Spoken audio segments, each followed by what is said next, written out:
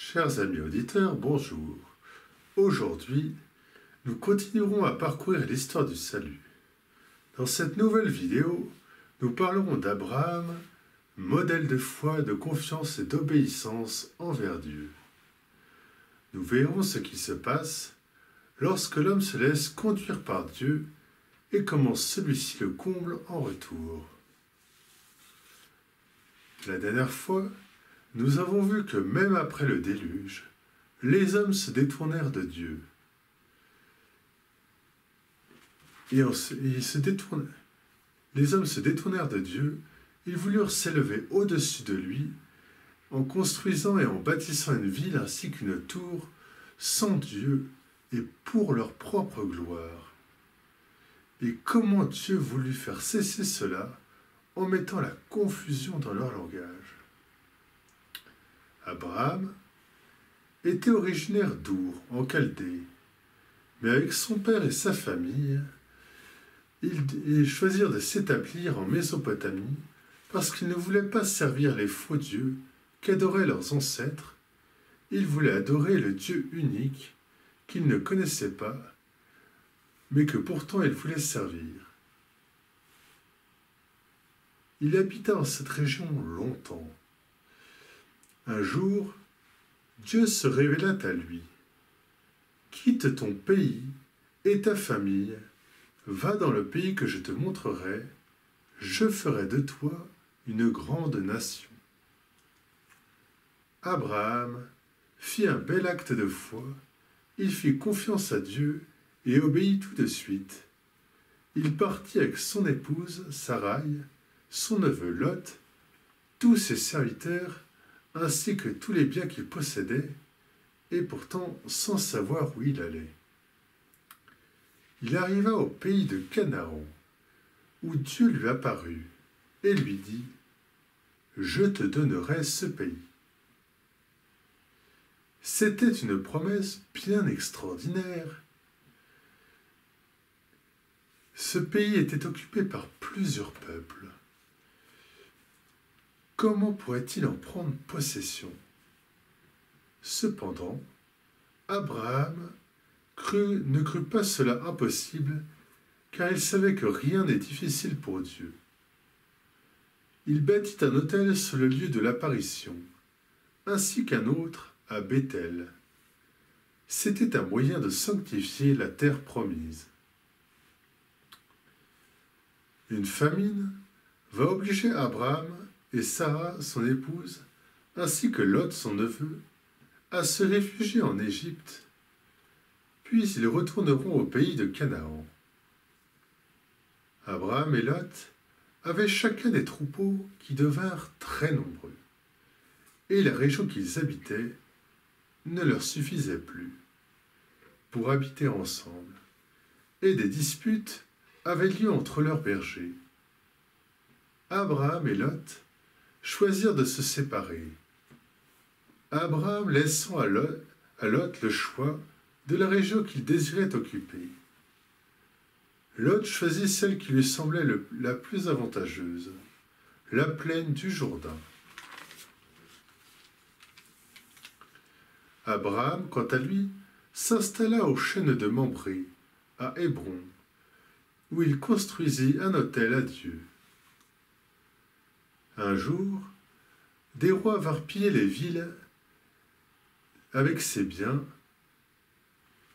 Un jour, des rois vinrent piller des villes près de laquelle était installé Lot. Ils le capturèrent avec ses biens, ses serviteurs et sa famille. Abraham l'a pris par un homme qui avait pu s'échapper. Il rassembla ses hommes et s'allia avec des princes de la région. Il rattrapa l'armée ennemie lors d'une attaque de nuit. Il délivra son neveu et récupéra les biens de celui-ci, ainsi que ceux des villes pillées. À son retour, Abraham rencontra Melchisédek, roi de Salem, qui était aussi prêtre du Dieu Très-Haut. Celui-ci offrit un sacrifice de pain et de vin et prononça cette bénédiction. Béni soit Abraham par le Dieu Très-Haut, qui créa ciel et terre, et béni soit le Dieu très haut, qui a livré tes ennemis entre tes mains. Nous voyons ici que lorsque l'homme fait la volonté de Dieu en toutes choses, Dieu l'assiste et le bénit. Abraham donna une partie du butin à Melchisédek, qui avait pour but de reconnaître que la victoire revenait à Dieu. Dieu avait promis à Abraham de faire de lui le chef d'une immense famille. Or, Abraham et son épouse Saraï vieillissaient, et ils n'avaient pas d'enfants. Abraham ne doutait pas de Dieu, mais il avait besoin d'être encouragé. Dieu lui parla à nouveau, lui demandant de regarder le ciel et de compter les étoiles s'il le pouvait. Telle serait sa descendance. 13 ans plus tard, Dieu apparut de nouveau à Abraham et renouvela avec lui son alliance. Son nom serait désormais Abraham, qui veut dire « père d'une multitude », et sa femme s'appellerait Sarah, qui veut dire « princesse ». Il lui annonça que Sarah aurait un fils, qui s'appellerait Isaac, et qu'il ferait alliance avec lui. Quelque temps plus tard, alors qu'Abraham était assis à l'entrée de sa tente, à l'heure la plus chaude de la journée, Dieu lui apparut sous la forme de 3 voyageurs. Abraham les accueillit et leur fit apporter de l'eau pour se laver les pieds, ainsi que de la nourriture. Quand ils eurent mangé, l'un d'eux annonça à Abraham que lorsqu'il repasserait l'année suivante, celui-ci aurait un fils. En reconduisant les 3 personnages, il fut annoncé à Abraham que les villes de Sodome et Gomorrhe allaient être détruites à cause des grands péchés de ses habitants. Les 2 anges étaient partis pour Sodome. Abraham intercéda auprès de Dieu pour cette ville, car il ne voulait pas que les justes périssent avec les pécheurs. Mais il ne fut pas trouvé suffisamment de justes pour que la ville échappe à la destruction. Les 2 anges avertirent Lot, le neveu d'Abraham, de quitter la ville avant sa destruction avec toute sa famille, ce qu'il fit avec leur aide. Les 2 villes furent entièrement détruites par une pluie de feu et de soufre. La promesse de Dieu à Abraham se réalisa avec la naissance d'Isaac, dont le nom signifie « il rit », car Sarah avait ri quand elle avait entendu Dieu annoncer à Abraham qu'elle et lui auraient un enfant, malgré leur âge avancé. Un jour, alors qu'Isaac était déjà un jeune homme, Dieu demanda à Abraham de lui offrir son fils en sacrifice. Abraham ne comprit pas, mais parce qu'il avait foi en Dieu, il obéit. Il prépara un âne avec le nécessaire pour le sacrifice, prit 2 serviteurs avec lui, ainsi que son fils Isaac, et partit vers le lieu indiqué par Dieu. Au bout de 3 jours, Abraham, apercevant le lieu indiqué par Dieu, ordonna aux serviteurs de rester sur place avec l'âne, tandis qu'il partirait avec Isaac. Une fois arrivé sur place, Abraham bâtit l'autel, déposa le bois dessus, et lorsqu'il eut lié Isaac, il le mit sur l'autel au-dessus du bois, puis il prit le couteau pour sacrifier son fils. À ce moment-là, l'ange du Seigneur appela Abraham, lequel répondit « Me voici ». L'ange demanda à Abraham d'épargner l'enfant. Dieu avait vu jusqu'où la foi d'Abraham pouvait aller, puisqu'il n'avait pas refusé d'offrir son unique enfant, le fils de la promesse. Abraham aperçut un bélier, dont les cornes étaient coincées dans un buisson. Il le prit et l'offrit en sacrifice à Dieu, à la place de son fils. Dieu bénit la foi et la confiance d'Abraham, et lui promit une descendance aussi nombreuse que les étoiles du ciel et que les grains de sable de la mer. Par cette descendance seraient bénies les nations de la terre. Peu après cet événement, Sarah, l'épouse d'Abraham, mourut, et celui-ci l'enterra dans la caverne de Macpéla qu'il avait achetée.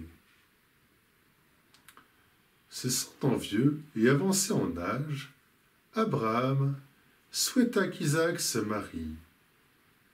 Il demanda à son serviteur le plus ancien de partir pour Haran et d'en ramener une épouse pour son fils. En effet, il fallait qu'Isaac épouse une femme de sa parenté, et non du pays de Canaan où il habitait à ce moment-là. Le serviteur partit et prit avec lui 10 chameaux, chargés de cadeaux. Arrivé à Haran, il s'arrêta près d'un puits et pria Dieu de lui accorder comme signe que la jeune fille qui lui donnerait à boire, ainsi qu'à ses chameaux, serait celle que Dieu aura choisie pour Isaac. La première jeune fille qui se présenta au puits s'appelait Rebecca. Elle donna à boire au serviteur et à ses chameaux. À ce signe, le serviteur reconnut celle que Dieu avait choisie pour Isaac. Il rencontra les parents de la jeune fille, leur expliqua sa mission, le signe que Dieu lui avait accordé, et offrit les cadeaux qu'il avait apportés. La famille de Rebecca accepta la volonté de Dieu, et la jeune fille partit avec le serviteur. Un soir, Isaac aperçut au loin les chameaux qui revenaient. Quand Rebecca vint à sa rencontre, il la conduisit dans la tente de Sarah, sa mère. Elle devint son épouse et se consola de la mort de sa mère. Abraham mourut dans une heureuse vieillesse, à l'âge de 175 ans. Il laissa à Isaac la place de chef de tribu, et il fut enterré auprès de Sarah. Abraham reste un modèle de foi, d'obéissance et de confiance en Dieu. Son souvenir ne devait jamais disparaître. À plusieurs reprises, on parle de lui dans les évangiles, notamment dans l'évangile selon saint Luc, lors de la visite de la Sainte Vierge à sa cousine Élisabeth, lorsqu'elle entend le Magnificat dans la dernière strophe, et aussi dans l'Épître aux Hébreux. Si vous avez aimé cette vidéo sur l'histoire d'Abraham et que vous désirez connaître la suite avec son fils Isaac, je vous donne rendez-vous le 21 janvier. En attendant, une histoire édifiante vous attend pour le 24 décembre.